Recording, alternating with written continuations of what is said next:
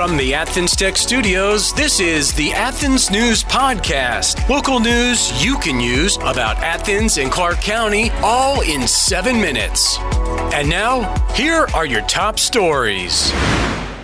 An Athens resident, Jack Morgan Beamon, 22, is among 61 individuals indicted in Fulton County in connection with mob violence at the Atlanta Public Safety Training Center site. They are charged with violating the Racketeer Influenced and Corruption Organizations Act. The indictment links them to defend the Atlanta forest, described as an anarchist and extremist organization. Beamon is implicated in a March 5th incident where a mob overwhelmed the police, leading to charges of arson and domestic terrorism. Beamon has not been jailed yet. Of the 61 indicted, only 13 are from Georgia. Georgia Attorney General Chris Carr emphasized accountability for those attacking law enforcement in the state. This from the Athens-Banner Herald.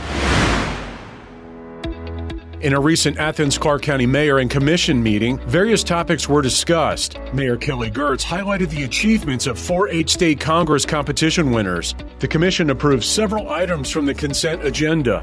Residents and experts addressed rezoning proposals for properties on Whitetail Way and Prince Avenue. The meeting also covered the installation of a new T-Mobile tower and discussions on stormwater financial planning. A parklet proposal aimed at transforming parking spaces into outdoor seating for restaurants sparked debate, with concerns about increased parking rates. The Commission also discussed court funding program grants and the implementation of solar panels, which led to debates about tree removal. Retired Officer Fred Smith Sr. invited participation in an event about the integration of black students in the Clark County School District. This from the Red and Black. 3 new members have been sworn in as directors of the Athens Technical College Board. Phil Bettendorf, a senior vice president at Synovus Bank, Shavita McCamey, a Superior Court judge in the Alcovy Judicial Circuit, and Mike Sale, president and CEO of the Commercial Bank, have been appointed for 3-year terms. These individuals bring diverse backgrounds and extensive community involvement to their roles. The board also announced Madison Mayor Fred Perriman as new chair and Regional Woods, retired from UGA, as co-chair. Athens Tech President Andrea Daniel expressed anticipation in working with the new board members. This from the Athens-Banner Herald. Achieve more with Athens Tech. At Athens Technical College, their programs can connect you with in-demand and high-paying careers. I graduated from Athens Tech in May and started my job 2 weeks later. I had the job before I left, thanks to my professor, and just focusing on growing a career. As far as Athens Tech, I think I've been a member of the advisory panel for 10 years now, and it's been an awesome experience. I'm currently going to Athens Tech. I started out as an accounting major. I've finished all my accounting classes and then switched over to the culinary and baking program. My name is Alex Lang. I'm an electromechanical engineering student.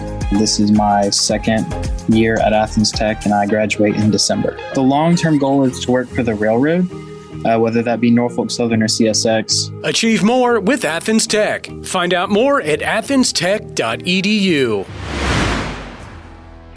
And looking at what's happening on social media, this coming from the Athens-Clark County Facebook page. Alan Kaysen posted, "Coming soon downtown in the old iron factory space on West Washington Street. All the pictures show the inside of a new Mexican restaurant. Here's what others had to say." Larry Wills said, "Thank God we are finally getting a Mexican place here in Athens." And Shannon Dixie Bain, "Love the murals." And finally, Cindy Pendley, "I was hoping for something different." That's all happening from the Athens-Clark County Facebook page. The Georgia Bulldogs have extended their win streak to 18 consecutive games, marking a program record. After a victory over FCS opponent, Georgia is now preparing to face Ball State. In their recent game against UT Martin, Georgia's offense had a slow start but eventually picked up momentum, winning 48-7. Quarterback Beck had a strong performance with 294 passing yards and a touchdown. The defense also played a crucial role in containing UT Martin. Coach Kirby Smart expressed satisfaction with the team's practice and emphasized the need to prepare for more complex opponents in the future. He also discussed the growth of the team's young corners and the return of injured players like Raylan Wilson and Smail Mondin. This from Dogs 24/7. University of Georgia student Ben Pumphrey, a mechanical engineering major, participated in the NASA proposal writing and evaluation experience over the summer. Pumphrey and his team of fellow students designed a system to address the growing problem of space debris polluting Earth's orbit. The proposal aims to capture initiative satellite debris with a net system and release it closer to the atmosphere, causing it to deorbit more quickly without creating additional pollutants. The team received a $10,000 grant from NASA to advance their project and plans to apply for further funding to make the proposal a reality. Their work contributes to solving the issue of space debris and its threat to satellite systems. This from the Red and Black.